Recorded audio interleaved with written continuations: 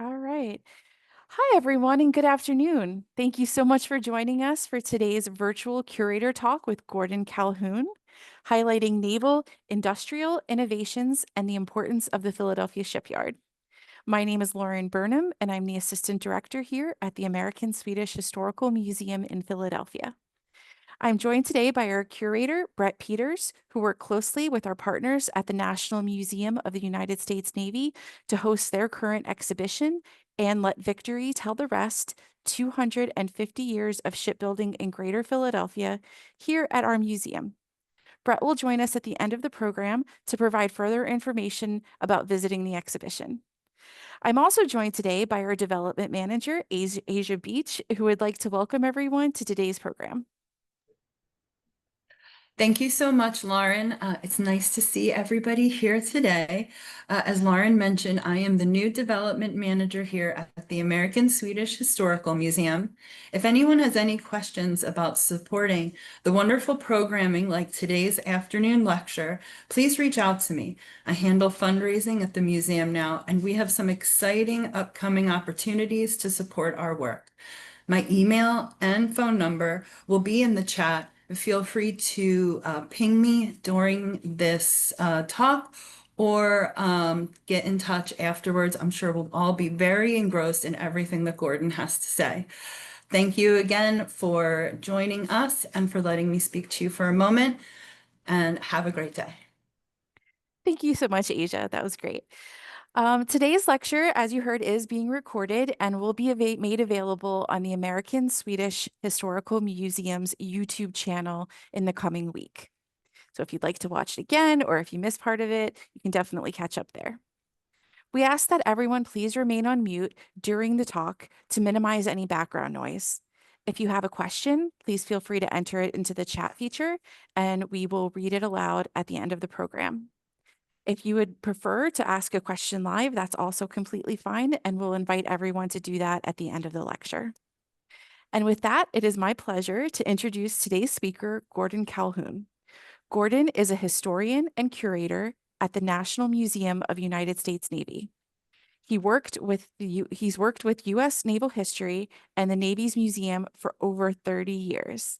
He has a particular interest in 19th century social history of the Navy. He has a graduate degree he has a graduate degree from the College of Worcester in Ohio and Old Dominion University in Norfolk, Virginia. And interestingly, he also runs a small thoroughbred horse farm with his wife and 2 children just north of Fredericksburg, Virginia. So with that, I'll turn it over to you, Gordon. Thank you so much and welcome. Good morning. Thank you. Good afternoon, should I say. Let me go ahead and share can that be seen? We're good? Good. All right. All right. So yeah, we work for the National Museum of the United States Navy. Works for the Navy History and Heritage Command. We're based in Washington D.C. This is the Navy's official history agency. We run 10 museums across the country. We also have manage several 100,000 artifacts throughout the world. We also have a dedicated underwater archaeology team that surveys different shipwrecks and their conditions throughout the world. And we also have a whole division just devoted to professional historians who do collect what the Navy is doing right now, so it can be used for future generations. So the exhibit that we did in partnership with the American Swedish Historical Museum is called Let Victory Tell the Rest, and it's about shipbuilding in U.S. Navy shipbuilding in Philadelphia. And this is all as part of the Navy's 250th birthday, which is coming up in October. And so we were asked, I was thinking what would be one way to represent just how Philadelphia participated in the Navy's 250 years of history. And I picked 10 ships that were built in the Philadelphia area and has significant careers and notable careers within the United States Navy. You could pick this with any of one of the major coastal cities on the East Coast. No, I mentioned I worked in Norfolk for about 19 years. They have a similar story. New York has one, Boston has one, and even the Charleston, South Carolina and Portsmouth, New Hampshire do as well. But the Navy did get its, one of the reasons we're doing Navy 250 in Philadelphia is the Navy did get its start in Philadelphia. In 1775, John Adams in particular came up with this idea that the Continental Congress needed a Navy. And they needed a Navy to take on the British if we're going to win our independence.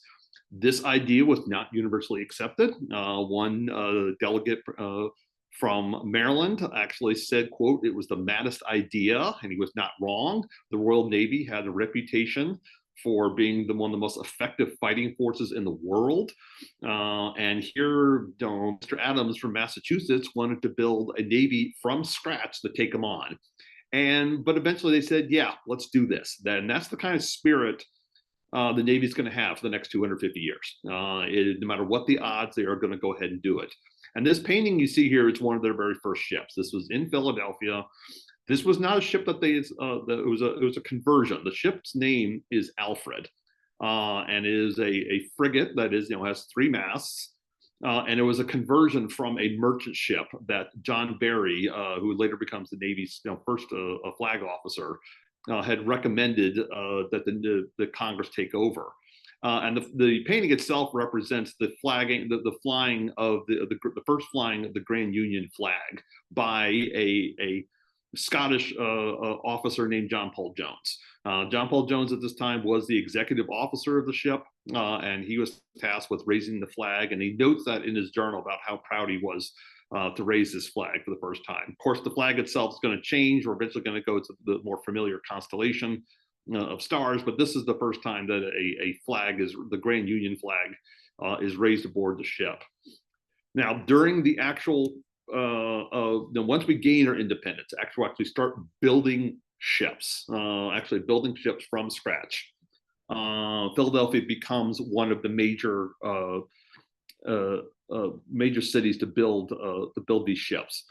And this is the construction of the frigate, appropriately named Philadelphia. Shortly after we gained independence, we actually go to war, not with the British again, but with the French. What's called the quasi-war with France. It's also called the naval war with France. And an English artist happened to be wandering the streets of Philadelphia, just drawing everything he saw in Philadelphia. And he came across these workers hard at work building this frigate. And the gentleman you see in the middle there with the hat on, kind of a little pot-bellied coat, we believe that is Joshua Humphreys. And Joshua Humphreys is one of the 3 or 4 different people we can credit for starting the U.S. Navy. He was a master architect. He was a genius when it came to building and designing ships. We don't know of any portraits that he had done. Even though he was a very successful and wealthy man, he never actually had a portrait done of himself.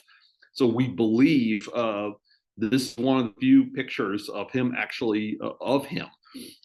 and his way of designing ships would seem very unusual today, and actually quite I would personally go mad. But he actually did not use drawings when he came to building ships. He just used half models. He used a half model of his ship that was built to scale, looked at it, and then would go out and start telling people from memory, this is what the kind of wood you need. I want the wood put there, I want this there, and this there. English shipbuilders found out that Humphreys did his work this way and said, are you insane? Because they did everything by a drafting board. Humphreys did not. Humphreys believed that drafting boards just wouldn't produce an accurate result, that you had to be on site an architect needed to be on site to see how a ship was actually built. And this is actually this particular drawing is one of the few drawings around showing early shipbuilding. And the Philadelphia itself was not funded by the American taxpayers. It was actually funded by what we would call the 1%ers today. The upper class of Philadelphia pooled their money together and gave it and had and hired Humphreys to design them a frigate, and the frigate would be given over to the United States Navy.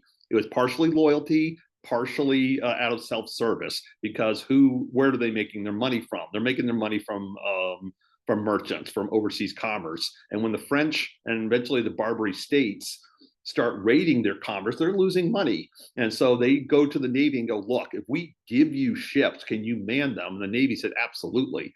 And so the Philadelphia and the frigate Essex up in Massachusetts are the two of the bigger warships that are built under what they call the subscription program. Philadelphia itself does not have a particularly it was a very well-designed ship, did not have a particularly good operational career.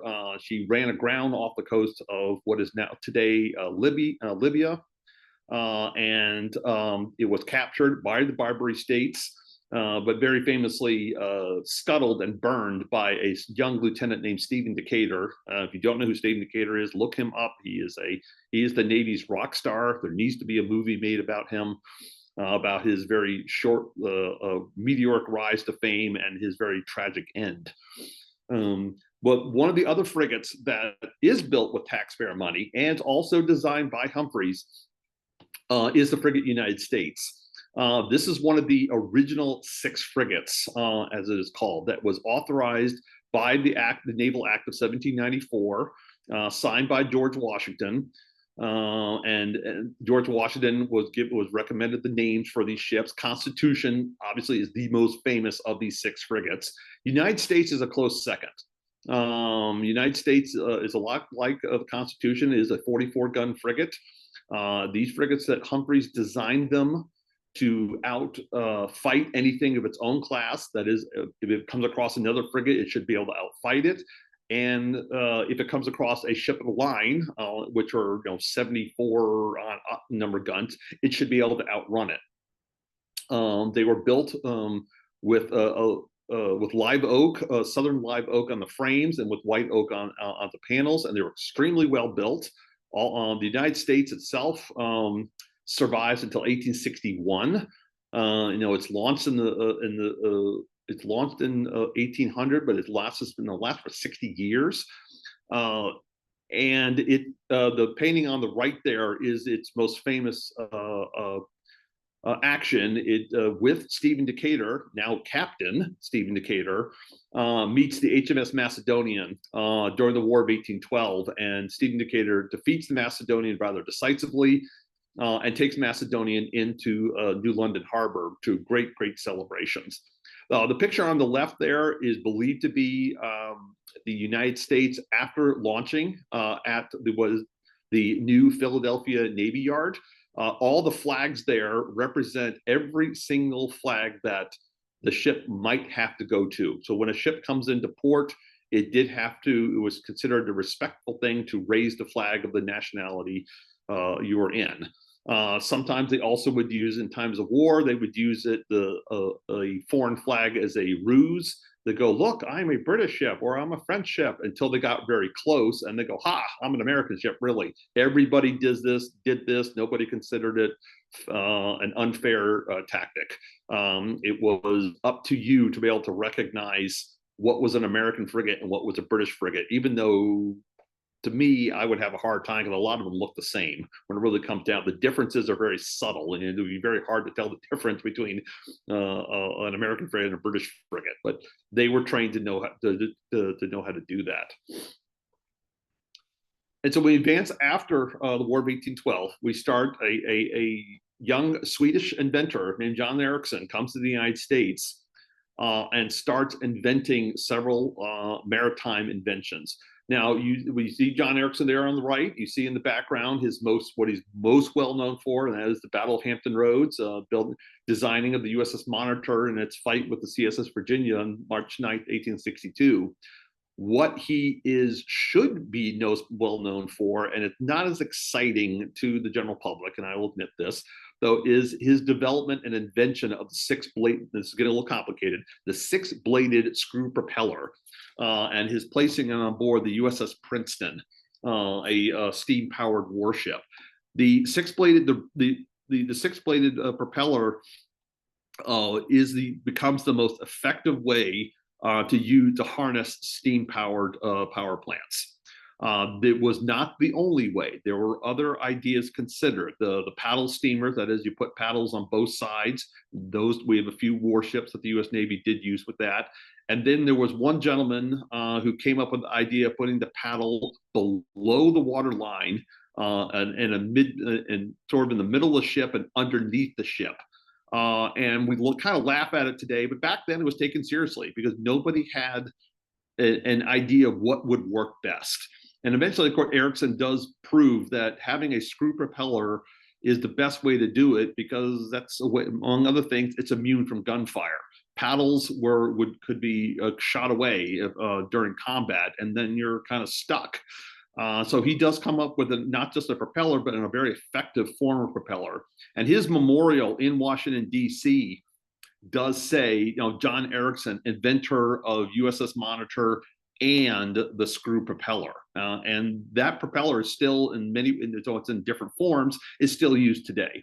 And so that's what he should be known for. Granted, it's not as sort of romanticized as what building the USS, designing the USS Monitor. He also did invent among other things, he did invent the first below sea level flushing toilet, which was used on the USS Monitor. Another prominent gentleman with a Swedish background is John Dahlgren.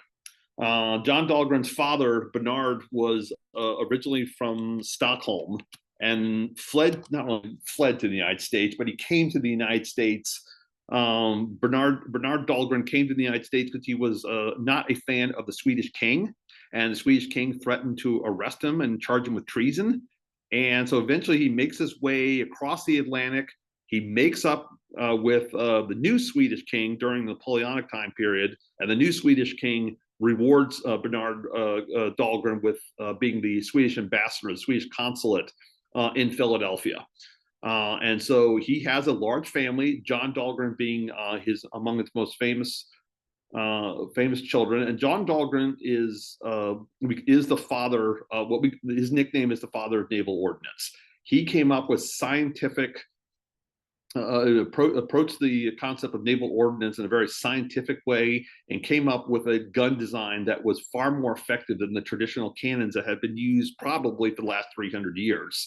What we call today a soda bottle pop design. Now, this is his actual patent that he submitted to the patent office for his what they call a 9-inch Dahlgren, that is the size of the shell. And coupled the use of the Dahlgren gun with Ericsson's design, and Ericsson is able to come up with the USS Monitor. Ericsson did not design the Monitor's turret. The actual invention was done by a British engineer. But in the case of many inventions, coming up with a practical way to use an invention is probably just, if not more important than the invention itself. And so Ericsson did come up with this idea, propose this idea for an ironclad warship using the Coles turret and two of John Dahlgren's 11-inch guns, which were brand new at the time, with a very shallow draft. That is, you notice on the water line, the water comes up very close to the lower hull. And it did hold very famously in the Battle of Hampton Roads on March 9th, hold the CSS Virginia at bay and save that frigate you see in the background, the USS Minnesota. So the Navy loves Ericsson. They said, no, we trusted you all along, which was not necessarily the case, by the way. They didn't really trust him. He didn't trust the Navy, but everybody was forgiven. Both sides forgave each other after the Battle of Hampton Roads. And they contract for 30 more monitors. The drawing on the lower right there is the USS Passaic. That was Ericsson's second monitor type warship. And we still call to this day any gunboat that is meant for the river or coastal purposes and has a turret a monitor type warship. They had monitors in the Vietnam War, for example. But were any of these built in Philadelphia? Because I'm kind of digressing. No, they were not, because because of politics. New York shipbuilders were able to convince the Navy to have all the monitors built in New York City and not Philadelphia. Philadelphia shipyard owners were not particularly pleased about this, but they did propose their own design. propose their own ironclad. American Sons, along with the Cramp Shipyard, which was an up-and-coming shipyard on the Delaware waterfront, came up with this idea for a very basic design for an ironclad. It's in the upper picture there. They initially called it the USS Ironsides, and it was just a very simple rectangular shaped warship with a 4 inches of iron on either side. It had 16 guns. It was probably the most powerful war machine the United States had in the American Civil War. It had watertight compartments, which was a brand new concept at the time. And American Sons came up with the idea. They built the engines for it. They subcontracted out and worked with the Cramp Shipyard to actually build it. It was launched in May of 1862. This is something from the Philadelphia, from the Pennsylvania Historical Society, had one of their broadsides announcing that the launch of New Ironside. Well, it was called Ironsides at first. Somebody had a hissy fit about the name of the ship, because what is Old Ironside? That's the frigate Constitution. And somebody said, you can't call the ship Ironside. You got to come up with another name. So they just put the word new in front of it, went there, happy, and went, yes, fine. So it's called USS New Ironsides, is the official name of the vessel. And the broadsides here, it says the launch. Now, we still do that today. We celebrate every new ship launch. Particularly, I've gotten the pleasure of going to see the launching of the submarine USS Alexandria many years ago, and everyone in the town shows up to see the launching of their boat or their ship. It's a day full of pride. And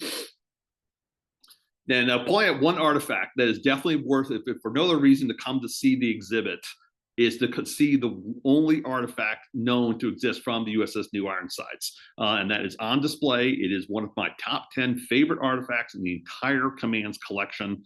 You will notice it has the original name on it. It says USS Ironsides on it. This is the engine room clock. This clock would actually be down below near the boilers. And as a result, most clocks of the time have a wax face on them. Well, you can't have a wax face if you're going to be in an engine room that's going to produce temperatures of up towards 120 degrees. The engine room was an absolute, the steam powered made life much easier for the captain and the navigator who got to go from point A to point B a lot faster. It did not make life easier for the people who had to operate these machines. It was all hand shoveling of coal. The temperatures were excessively hot all the time. Navy engineering at the time was disrespected. The Navy engineers were not allowed to command ships. They were considered, oh, you just don't know how to command a ship. Just get back to the engines and make it work. Which I've heard from AV engineers to this day, that fight continues to this day, that between the captain and the engineer, telling the engineer, just make it work. I don't care how you make it work. But the clock itself is, I believe it is silver plated. It's supposed to be wax. It does say William Cramp and Sons on there. Notice the clockmaker did not give any credit to American Sons, who probably actually designed the ship in the first place. Inside, we have, when I worked at Hampton Roads, we did open up the clock to conserve it, and we found it has 4 precious stones as its movement, which is standard for clocks. Today we use quartz. Back then they used sapphires and diamonds. And so that's what works as the ship's movement. And then you see the 1865, because this was an engine room clock, that's the number of revolutions that our screw has gone. So this clock is hardwired into the engineering plant. And so you would check the time, check the number of revolutions, the engine's gone, and that can tell you your speed pretty accurately. Someone else has pointed out that there is a place for a key on the left side of the clock to open it up. It is to make it, it also makes it secure from any wayward sailor who doesn't want to be down there in engineering any longer. And then he has to be that, so he can't just go up to the clock and go, hey, my watch is over. It's 1400. So no, they have little safeguards to prevent that. Like I said, for any other reason to go see this exhibit, go see this particular artifact. So we move into what we call the Age of Steel. We're all talking now into 1880s, 1890s. Iron warships for all the great advances, they last technology-wise maybe just 10, 15 years. Steel, the steel, which is an alloy of iron, is starting to really be produced in England. And so eventually the United States is falling behind, but eventually they get their act together with the steel mills in Pennsylvania and other places, particularly in Pennsylvania, though. And they start, a crisis was announced in the 1880s that the US Navy was falling very far behind its competitors. And they make up for lost time. By the 1890s, they're building ships like you see in front of you, the USS Brooklyn. Cramp and Sons, now it's Cramp and Sons. The son of the founder really takes control of the shipyard and just starts winning contract after contract from the U.S. Navy. He expands the yard. He works closely with the steel mills in Bethlehem to create some armor plate steel that would work for these warships. He works with the Navy gun factory where the museum is at the Washington Navy Yard, and they start turning out two very good, what they call armored cruisers, the USS Brooklyn and the USS New York. On the right there is a advertisement that Cramp and Sons published in, I believe it was a shipbuilding trade magazine. And to tell people that we can build anything. We can build battleships, we can build cruisers, we can build your gunboats, we can build your yacht if we want to. And this is a time period when the private shipyards really take control. The government-run Navy yards were still either recovering from the Civil War, they desperately needed to be upgraded, and so the private shipyards win most of the contracts. Cramp and Sons is in competition with a small yard down in Virginia called Newport News Shipbuilding, which is still very much around today, building aircraft carriers. But it actually has more money. The Newport News Shipbuilding has more space, and Collis Huntington is its founder, who is a very, very rich man. And he basically threw down the gauntlet against the Cramp and Sons, and the two of them were constantly accusing each other of corruption. But there was enough work to go around. At this point, the Navy really needed to expand its fleet, and so they were giving out contracts to any shipyard, private shipyard that wanted one. There was even a shipyard in Richmond, Virginia, that received a contract to build 3 destroyers. But the Brooklyn itself, Philadelphia was very proud of it. That's the Philadelphia Inquirer there announcing the launch of the Brooklyn, and proudly declaring it the world's finest warship. And it was a very, very good warship. They were meant to be flagships because of its speed and its protection and firepower. And then the lower right there is a print of both the New York and the Brooklyn and a few others during the Spanish-American War. And it was drawn, it's a watercolor that was done for Collier's Weekly, done by a Swedish artist named Henry Reuterdahl, who came to the United States to draw, originally just came to the United States to draw pictures of the Columbian Exposition in Chicago. His father said, "You'll never make it in America as an artist." And he said, "Watch me." And he falls in love with this thing called the US Navy. And he becomes very good friends with many of its officers. And he gets exclusive access in many cases of the major events that the Navy is participating in: the Spanish-American War, the Great White Fleet, in the voyage in 1907 to 1909. He has several pictures of paintings of those battleships. And then in World War I, he becomes the lead artist for recruiting posters. And so he's in charge of getting everyone together and getting people like Montgomery Flagg to draw me something. And he eventually comes up with some of the more famous prints, like the Uncle Sam print, and getting Howard Chandler Christie to produce the "Gee, I Wish I Were a Man" poster as a Navy recruiting poster. And so Reuterdahl is also a very prolific writer. He's asked by junior officers to critique their warships, and he does a very good job of it.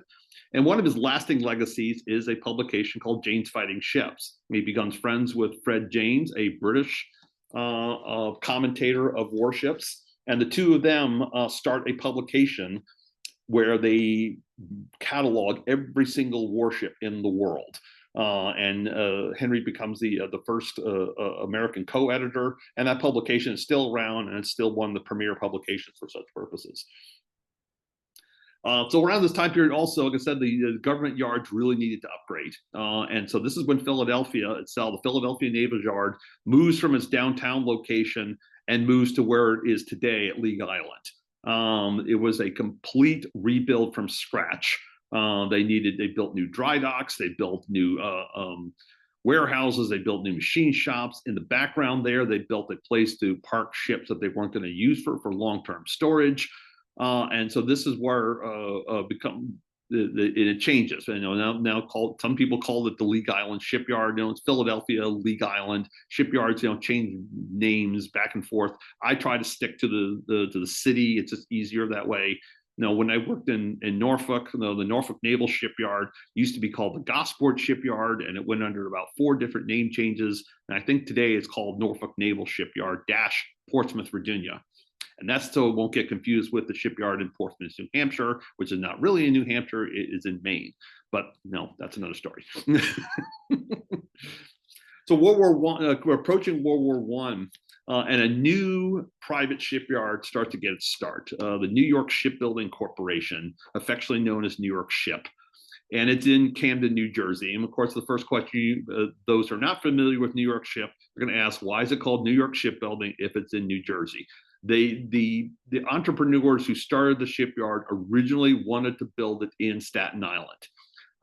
And they had the land picked out, they had the charter all done, and then the land deal fell through. They also said the land wasn't going to be adequate after all, but they had already chartered the name of the company, New York Shipbuilding. And then they found that across from Philadelphia was a good place to build a shipyard. There were workers that could build the ships they wanted. They were initially a bridge building company, and then they found it was more lucrative to get into contracts with the U.S. Navy. The U.S. Navy was still expanding and still innovating. And one of the ships that the Navy was trying to build was what they called a dreadnought type battleship. Now, this is a dreadnought type battleship was a battleship that was characterized by all big guns and a turbine steam engineering plant. I know it gets a little technical, but it was considered the most advanced, most powerful type of warship in the world. And the name it comes from is from the British warship HMS Dreadnought. And when the British built HMS Dreadnought, it sent shockwaves throughout the world. All the world navies were like, I want one of those. We need one of those. And so the U.S. Navy designs 2 ships similar to it. One is the USS Michigan, and the other one is the USS South Carolina. What you see in front of you is the USS Michigan, about to be launched at New York Ship. And it was a very, very good warship. And America hailed that it had something equivalent to fight the HMS Dreadnought. Yes, there were people who still thought that another war with Britain might be possible, no matter how remote, that we had to be ready for it. This was a period of when Teddy Roosevelt takes control, becomes president. He wants to make sure that the United States Navy has a fleet ready to go at all times, not just a small fleet. He wants an actual no kidding battle fleet. And Michigan was the first one of those type of warships to answer that. This is Michigan at the Brooklyn Navy Yard in New York City. You see the big rifles there. Those are the 12-inch rifles, and that's what characterizes a dreadnought type ship, is that you just see those big guns and not a little small ones, which is what previous capital warships would have. The turbine steam engineering is probably something that is not, once again, like most engineering things, is not really appreciated, but it is a more efficient form of engineering that allows the ship to go faster and use less fuel. So, but New York Ship is doing well through World War One. It comes up through the 1920s. It gets a contract to build what they call a super dreadnought battleship. Now those little dreadnoughts back in 1907, that's nothing compared to what we want to build. The original dreadnought displays 16,000 tons.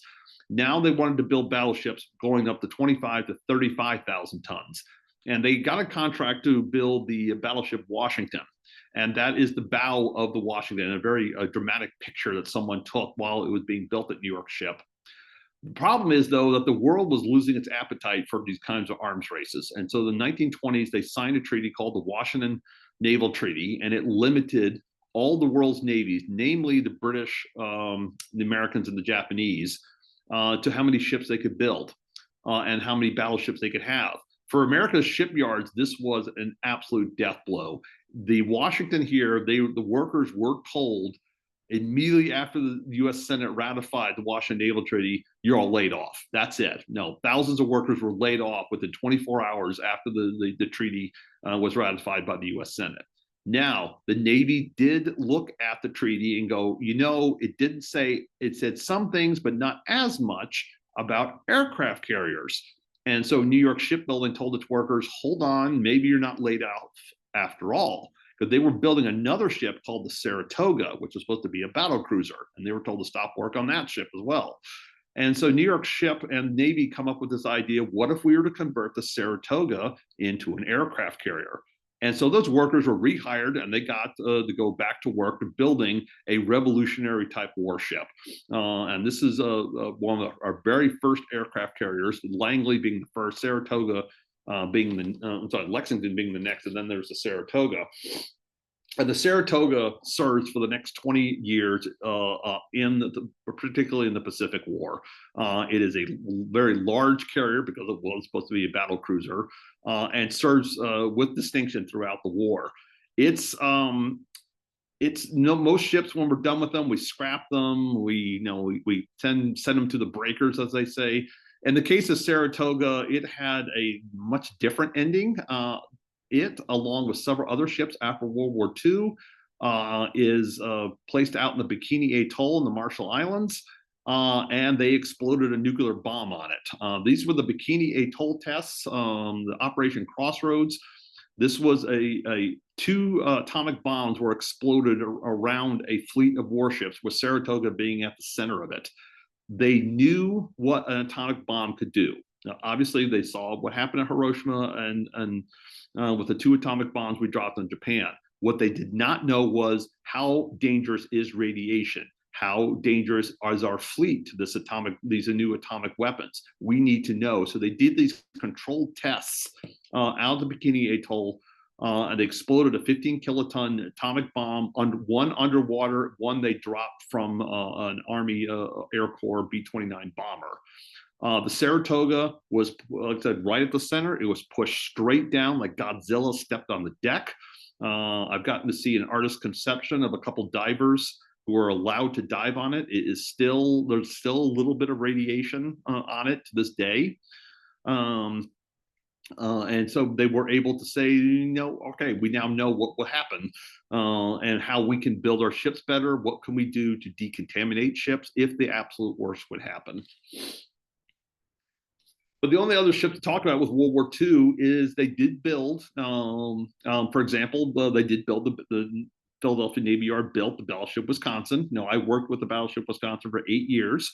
But one of the other ships that they probably more important than the battleships they built in World War II were these little destroyer escorts. These guys these little warships. They built over 500 of them within 2 years.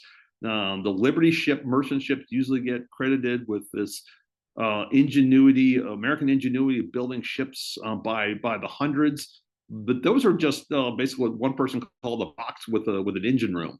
These are actual warships that actually have to go under the stress of combat to particularly fight German U-boats. And so they built over 500 of them at various different yards. And the lower left-hand corner there is at Philadelphia Navy Yard when they launched 6 of these destroyer escorts at once.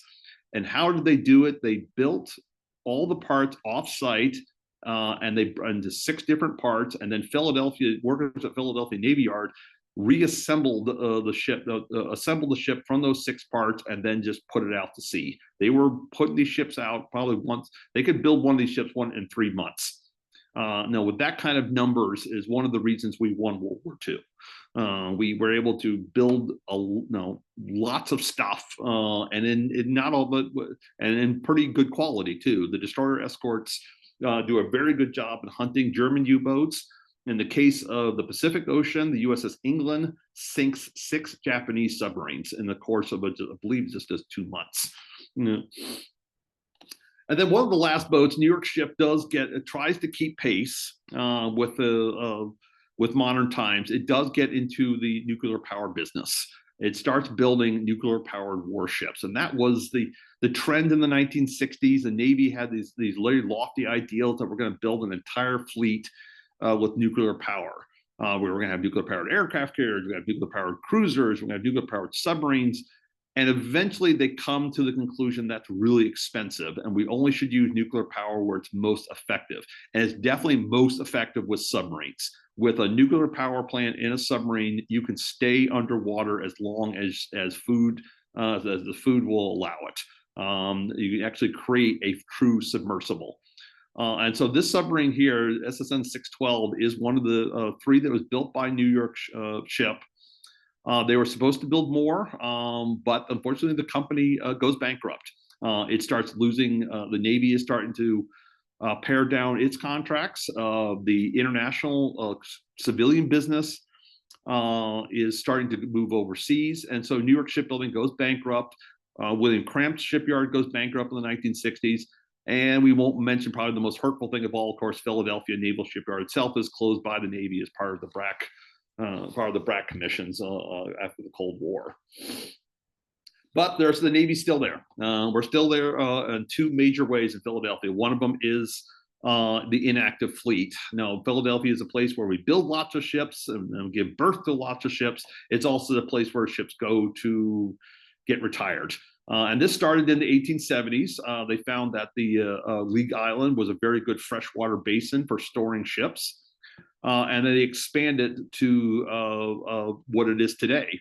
On the upper right there's a Civil War monitors. On the lower right there, that is the League Island in 1919, when we had all these destroyers and battleships, and like, well, what are we going to do with them? For now, just park them at League Island. And so you see just row upon row upon row after ships. And many of those destroyers end up getting sent to Britain as part of the destroyer for bases deal in 1940. 50 of them that get sent over to the British. And then on the left there, that is the Wisconsin and the USS Iowa. Both of them obviously are sister ships to the New Jersey. They are all now historic display ships, just like the New Jersey is.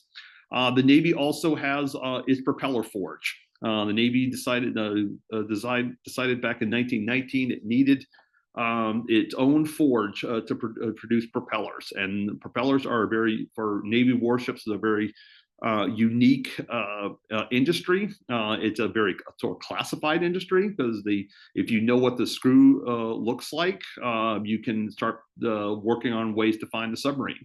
And so we still have, the Navy still operates the propeller forge under the auspices of Norfolk Naval Shipyard is its parent command, but it is called the Philadelphia Detachment.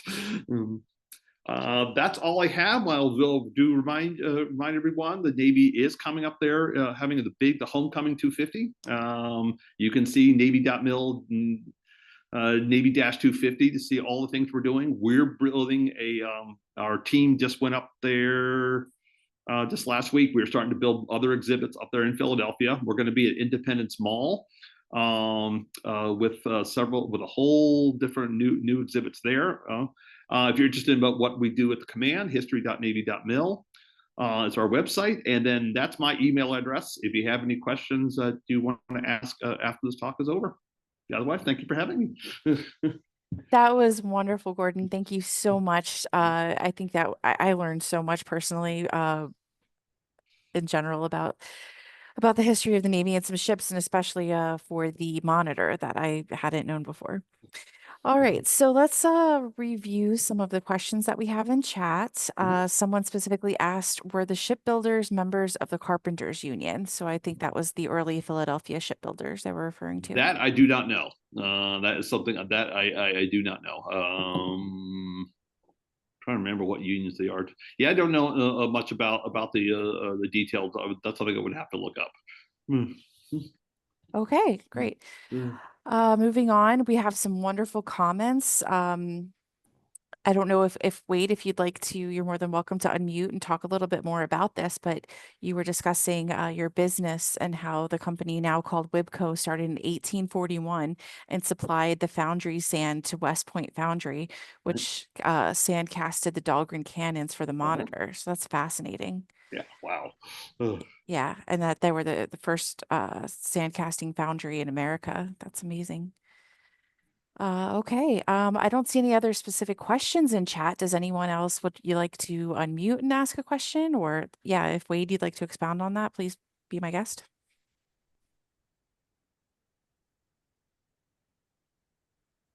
I can share something with you.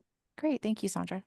My ancestors owned and built ships off of the coast of the Dennisville Landing in New Jersey, Dennisville and Goshen.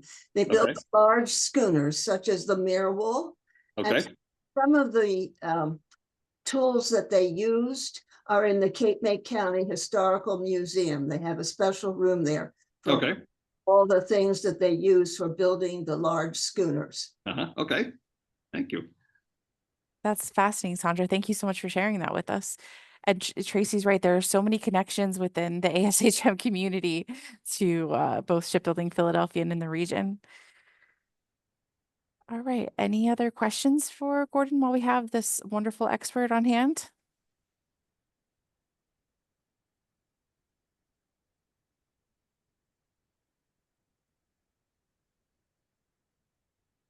All right. Well, as Gordon put on the screen, he does he provided his email address for everyone. So if you think of something maybe after the chat that you're reminded of and you'd love to follow up with him, please do email him directly. And I'm going to turn it over to Brett Peters to talk a little bit more about our current exhibit.